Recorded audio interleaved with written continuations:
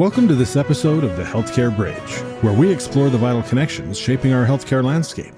Hosted by Nathan Kaufman, Managing Director of Kaufman Strategic Advisors, the Healthcare Bridge is dedicated to improving healthcare delivery by strengthening the strategic and financial performance of healthcare providers.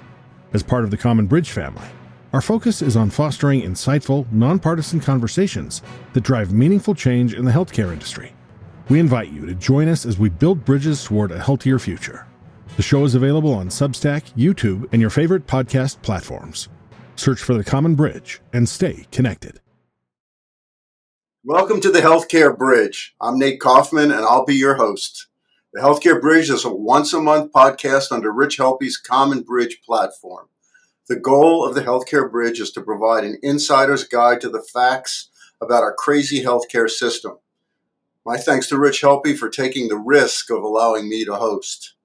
I'm Nate Kaufman. I continue to work with health systems and physicians all over the country. I've worked in the healthcare field for over 48 years. I've spent time as an executive, consultant, expert witness, and strategic advisor on transactions for many of the largest healthcare organizations in our country. You can also find me ranting frequently on LinkedIn as I vent my frustrations. Today we're talking to Jamie Orlikoff.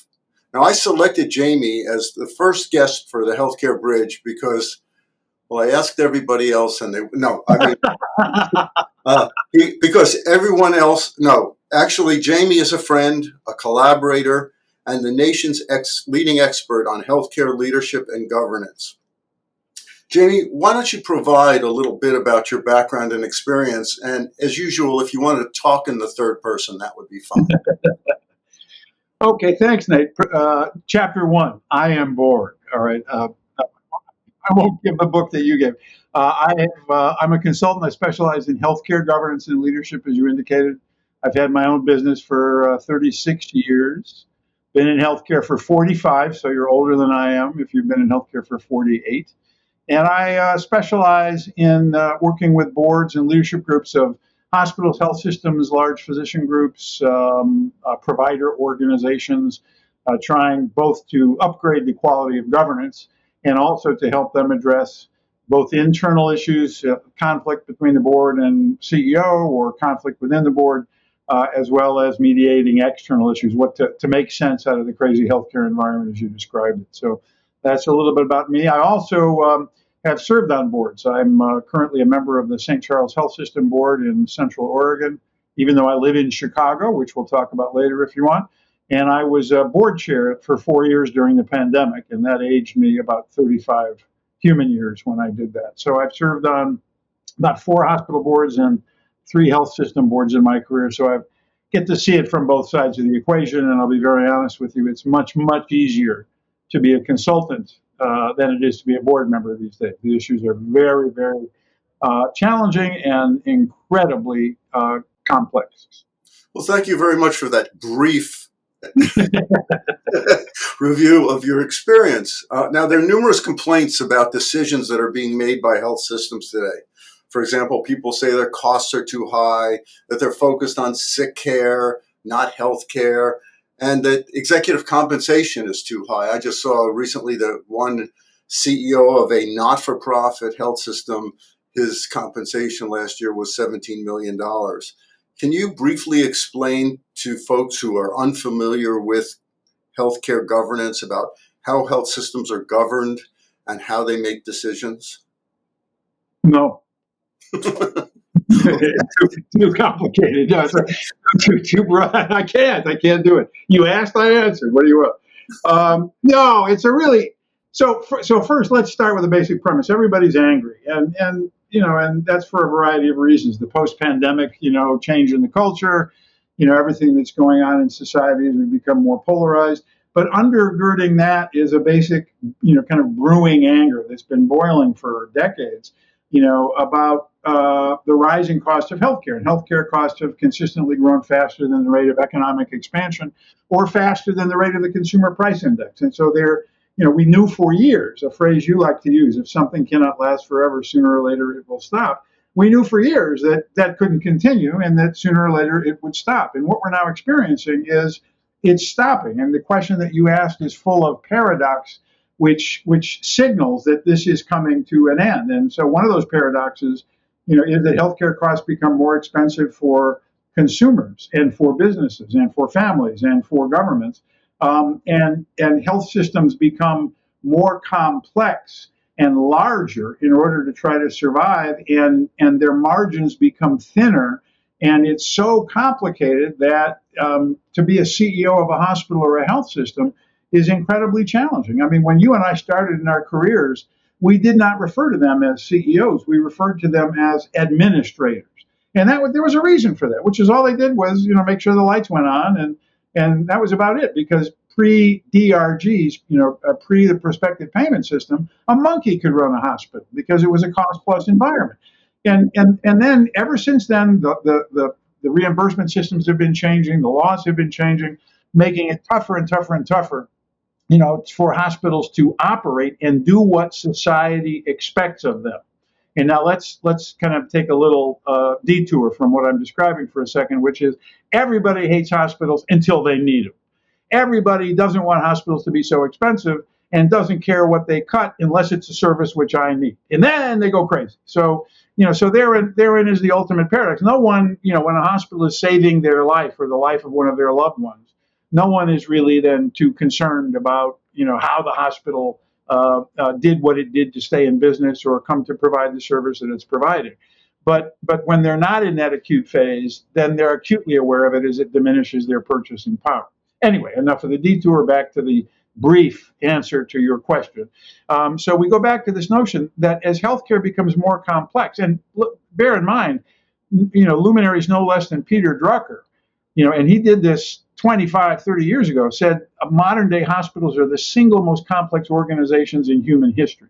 And this was before the advent of the multi-state integrated delivery system that was a multitude of hospitals and insurance companies and nursing homes and subacute and long-term acute. So it's incredibly complex. It operates on a very, very thin margin. And the analogy that I use is, when a nuclear power plant melts down, you can send in a technician to work on it, but they can only be in there for 7 minutes. And then they get their maximum dose of radiation, and you got to change them out. So, it used to be that a good CEO could be the CEO of a system for 30, 40 years. They could stay there for a lifetime. And now one of the things that we're confronting, and I'm sure the CEOs listening to this won't like me saying it, is that those days may be over, that maybe you can't expect someone to do this for more than 10 years or longer. So that's one side of the equation. The other side of the equation is you can make a similar argument for boards, which is prior to the prospective payment systems, boards of hospitals were like boards of the Girl Scouts or United Way. They were philanthropic. It was a feather in their cap. It was an honor to be on the board, and the board didn't have to do anything. So they picked people who didn't know anything about healthcare, and they'd smile and come to a meeting once a month and have a nice dinner and go to a really cool resort once a year for a 3-day, edutainment session, and it was really great. Well, all that stuff that I described that happened to hospitals and health systems and CEOs is now also happening to boards. Boards are being held to higher standards. They're being held accountable by society in the form of the Internal Revenue Service, states attorneys generals, physicians. Boards are getting sued with much greater frequency. Boards are being held to a higher degree of scrutiny and transparency. For example, university governance, used to be somewhat similar to healthcare governance. Look at what's happening to Harvard. The Trump administration is not only going after Harvard as an institution, but it's naming and shaming the board of Harvard and saying we want different people sitting in those seats, and we want to control who's on the board, and threatening to take away Harvard's tax-exempt status. So those forces are also happening in the healthcare space. So it's getting much, much more challenging to be board members. So as boards make decisions, to your question, we're finding that the quality of governance that was sufficient to get every hospital and every health system in the country today where it is insufficient to get it where it needs to be. So it used to be boards were comprised of mostly lay people who knew nothing about healthcare. Now we're seeing the professionalization of governance, where you need, at least 30%, probably more like 50% of the board need to be healthcare professionals, need to be people who are retired or who are active healthcare professionals who don't work in the market, that the hospital or health system serves, so they can bring a knowledge which is so challenging in this complex environment. So all of this factors into how do they make decisions. Now, which was, by the way, my original equation. Question. It was an. All right, here's the answer. Someone makes a motion, and if it's seconded, they vote. There's the What answer. is the difference between a healthcare board and the CEO with respect to the direction of a health system and the key decisions that are made? Well, that's an interesting question, because what you're really asking is what's the difference between governance and management. And so if you think about, say, three kind of concepts which interrelate: mission, strategy, and tactics. How do you define those? And the elevator speech definition is the mission is why an organization exists. The strategy is what it does in the context of the current and projected market to survive and to accomplish the mission. Tactics is how the organization expresses the strategy. So why, what, how? There is no question, and this is a matter of law, the board is in charge of the mission. So any mission-related issues, do we do something which changes not just what we do, but who we are? That's a board decision. That is under the fiduciary duty of obedience to charitable purpose. That's one of the fiduciary duties of a board, and that's the mission. That's why the IRS says to be a not-for-profit tax-exempt organization, you have to have a board where at least 51% of the board members are independent, meet the IRS definition of independence, so that they can be loyal to the mission, not loyal to the institution. A CEO or any executive, even though they may be very mission-focused, inherently is institutionally loyal because they make their living from the institution. So that's the first distinction. So mission is exclusively the domain of the board. Tactics, on the other hand, is exclusively the domain of management. How an organization expresses its strategy, that is purely the job of management. And if a board gets involved in tactics, it's micromanaging. And the only time that's even in the ballpark of acceptable is if the organization is in some type of a crisis, an existential crisis. All right, so we've clarified those are the boundaries. Now to your question, strategy. Whose job is it to do strategy? And the answer is, it's a much more ambiguous answer. The answer is it depends. For example, in the for-profit world, in the publicly traded world, the consensus is it's the CEO's job to develop strategy, and the board simply rubber stamps it. There are others who argue, and especially in the not-for-profit world, no, strategy is a shared function which must be negotiated out. And increasingly, boards need to take more of a role in the development of strategy, specifically at the beginning point when you're establishing strategic direction. Should we go this way or should we go that way? That rather than have a CEO and an executive team develop this full-blown strategic plan and then simply bring it to the board for approval, that the board needs to have its fingerprints on it so that it can have a sense of ownership over it. And the more complex the environment becomes, some, and I'm one of those, argue that the more important it is for the board to be more involved in strategy than in the past. But there is no data on that. There is data on the mission and the tactics, and everyone agrees on that. The issue of who is in charge of strategy is a matter of debate. So what that really means is it should be negotiated explicitly in every single hospital and health system, so that if you ask that question to a board or a CEO, they can say, well, here's how we do it in our organization. So I don't know if that answers your question. I think that was closer, which was nice.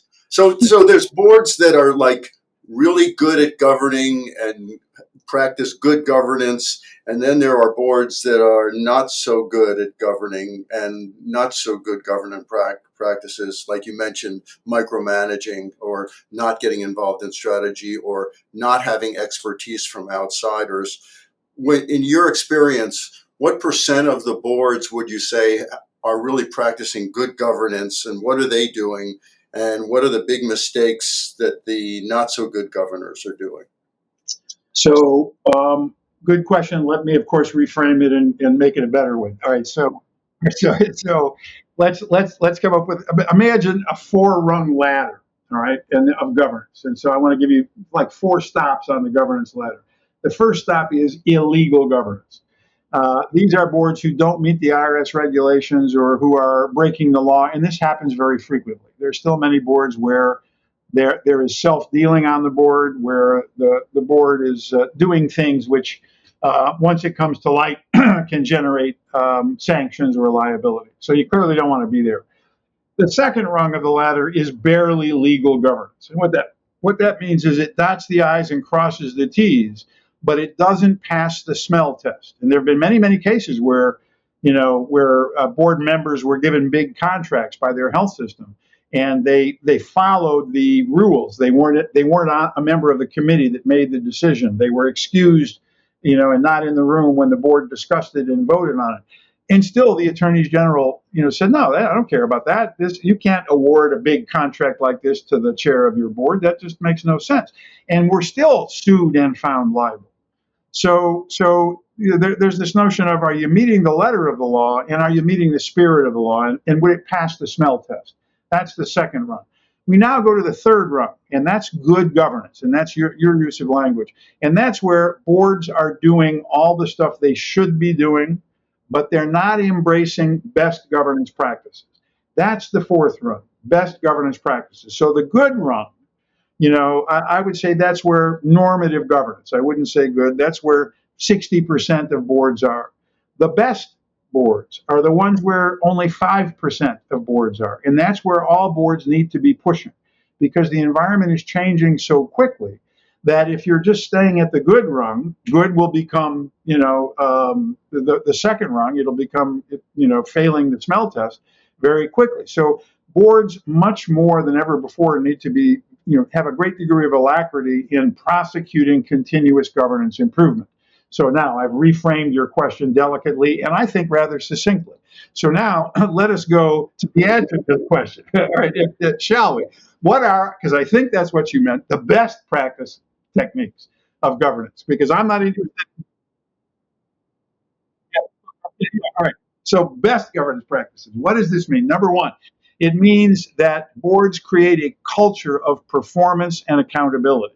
What does this mean? It means that renewal of terms is not automatic, that individual board member performance is assessed. It means that in order to do this assessment, there is a job description for the individual board member, which has performance criteria, which goes beyond simply meeting attendance, but how they engage, how much time they're supposed to spend. And boards then are willing to say, we're not reappointing you. More importantly, they're also willing to remove board members midterm for cause. They have a mechanism to remove a board member. They have criteria for doing so. And more importantly, they have a culture that is willing to do this. Because certainly in the past, and in the vast majority of organizations today, removing a board member from a board midterm is avoided like the plague. I actually had this conversation about 5-6 years ago, where we were talking about a client of mine had a problem board member. And the board chair said, yeah, Nate is a terrible board member, horrible board member. Thank goodness he only has 7 years left on his term. In other words, they were willing to tolerate 7 years of dysfunctional performance rather than having one difficult conversation, making one difficult decision. That's good governance. That's the norm of governance. Don't rock the boat. Don't upset anybody. And that leads to the next issue. Where did this come from? It came from the fact that boards used to be all volunteers. And if someone's willing to volunteer their time, heaven forfend, you would hold them accountable. Heaven forfend, you would fire them. You can't fire a volunteer. And if they all come from the community, it would have a very negative impact on them in terms of their reputation on the community. So all of those implicit assumptions about the past model of governance factor into best practices governance. You call those out and you change them. And so what are we seeing? More boards putting members on their board who do not live or work in the community that is served by the health system. I am an example. I live in Chicago. I'm on the board of a health system in Oregon. About 30% of our board does not live or work in that health system area. And so what does that mean? It means we can recruit expertise, which may not be available in our service area. More importantly, it means that these board members can call out the awkward things, point out the naked pink elephants dancing on the boardroom table that no one who lives there wants to talk about because of the community relationships. So what used to make governance work was the political, social, economic relationships. Now what's stopping it from working in the old model are those very social, political, economic relationships. Because I live and work in that community and my kids are there and my spouse is there, I may not be willing to take on a physician who has a quality problem because the physician is well loved, or a medical group, or terminate. Back to your original question, a CEO who isn't performing well but is well loved in the community, because I'm worried. I'm not worried about the mission. I'm worried about the impact a necessary decision will have on me and the community in which I live. So we're becoming more like Fortune 500 companies. They don't care where you live when they put you on the board. They don't have a criteria that says every board member has to live within 50 square miles of the headquarters of the corporation. And hospitals and health systems are now beginning to move in that direction. And the data shows that the vast majority of health systems have at least one or two outside board members, which brings us to the next issue, compensation. It's taking so much more time to be a board member, and we're asking board members to make such difficult decisions. And because of what's called director distraction rules, where it used to be I could serve on 8, 10 boards and no one would care. Now, if I'm on a publicly traded board, they don't want me serving on any other board. In fact, the Wall Street Journal just did a story in May about the best board members in the publicly traded space. And they were kind of mimicking what Modern Healthcare does when Modern Healthcare does their annual Trustee of the Year award, which is a really interesting problem because good governance is a team sport. They should be doing the best boards, not the best board members, not the best trustees. Anyway, we can come back to that if you want. But in the Wall Street Journal, they called out that they identified 250 top directors of publicly traded corporations, and they said about half of those directors sit on just one board. So the days of serving on 5, 6, 7 boards are gone. Institutional services will not invest, investor services will not invest in a company if their directors serve on more than 2 or 3 boards. It's taking so much time. So the pool of board members is diminishing. And in fact, 7 of the directors that the Wall Street Journal identified as top 10 only serve on one board. So hospitals and health systems are now saying we have to compete in that pool, and the pool is diminishing. We're having great trouble attracting Gen X, Gen Y, millennials to be on board because there are generational differences. So increasingly, health systems are now compensating their board members. And so the majority of health systems in this country, according to the most recent AHA data, pay their board members. Oh, heaven forfend! Isn't that illegal? And people still think that. Wait a minute, you're a not-for-profit tax-exempt organization. It's illegal to pay the board members. No, it's not. It's not illegal at the federal level and not illegal at any state level. But there's this notion that it's got to be volunteer. So we're breaking that mentality. We're breaking the compensation mentality. We're breaking you've got to live in this community to really understand the community mentality. And we're paying board members, which then helps us, if we're professionalizing that side of the equation, help us professionalize the accountability side of the equation. Jamie, we're paying you. Hang on, do I interrupt you? Jamie, no, we're not paying. For this, we're not paying you, so I get to interrupt you. So, I was building up to a great punchline. Thank you, Flowers. If we pay directors, we can then be willing to fire them, more willing for lack of performance. Took a long time to get there, huh? Boy, but that was worth it. That was, I feel a lot better now. So as we sort of make our closing comments, our brief and succinct closing comments, do you have any advice for patients or health systems that you would like to share? Any advice for patients or health systems? Well, for patients, I would say the quality varies tremendously, and it doesn't just vary, from hospital to hospital or health system to health system, but it varies within health systems. So, you want to be an informed consumer. Medically related patient injury is still the 3rd leading cause of death in the United States, and the more we look, the more problems that we find. And with all of this economic pressure that hospitals are under, and with hospitals cutting services and operating on thin staffing ratios, quality and safety are a very big concern. So any advice I would give to a patient would be centered in caveat emptor, and do research and check it out. For health systems, I think the advice would be somewhat dependent upon the markets in which they're functioning, but it would be, number one, you've got to make certain that your management is operating at such a high degree of operational efficiency that they likely don't have the bandwidth to engage in meaningful strategic planning. And that this then is the argument for why a board needs to get more involved. Let management keep the doors open, let them run the organization, but the board's job now should encompass scenario-based planning, contingency-based planning. If A happens, what do we do? If B happens, what do we do? Like right now, if the budget bill passes in its current form in the Senate form, which freaked everybody out because everyone thought they'd moderate the Medicaid cuts, but they exacerbated the Medicaid cuts. What would we do? What would the impact be on us, and what would we do? Because I don't think any one group can do both of those things. You need to have one group with its heads down, focusing on just relentless operational efficiency, relentless in your space, negotiation with the payers to make sure that the rates are sufficient to make margin. But you also have to be looking to the future and recognizing that unthinkable things can and will happen, and that you don't want to be stuck like a deer in the headlights when they do. You want to have contingency plans. So that would be my advice in a brief, succinct way. That was excellent, Jamie. I guess my advice is to focus on results, not process, and facts, not opinions. And so with that, as an insider, my advice to patients is that all healthcare is not the same except for cost.